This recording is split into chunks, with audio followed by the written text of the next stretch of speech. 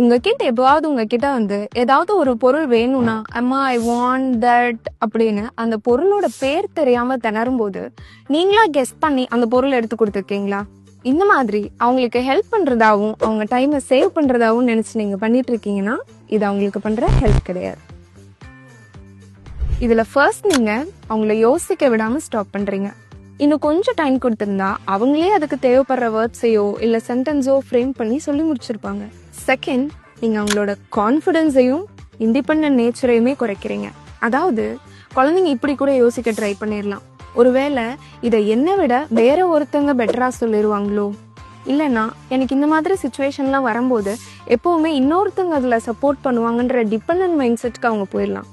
இன்னும் சொல்லணும்னா என்னோட தாட்ஸ் அவ்வளோ இம்பார்ட்டன்ட் இல்லையோன்னு கூட அவங்க நினைக்க சான்ஸ் இருக்கு. ஸோ இந்த மாதிரி சுச்சுவேஷன்ல நீங்க காமா வெயிட் பண்ணுங்க. உங்க கிட் அம்மா ஐ வாண்ட் தட் அப்படின்னு ஆரம்பிக்கும் போது சிரிச்சுட்டே ஜென்டிலா எஸ் வாட் யூ வாண்ட் அப்படின்னு கேளுங்க. செகண்ட், அவங்கள ரஷ் பண்ணாம என்கரேஜ் பண்ணுங்க. Like try to say it what you want, take your time, I am listening.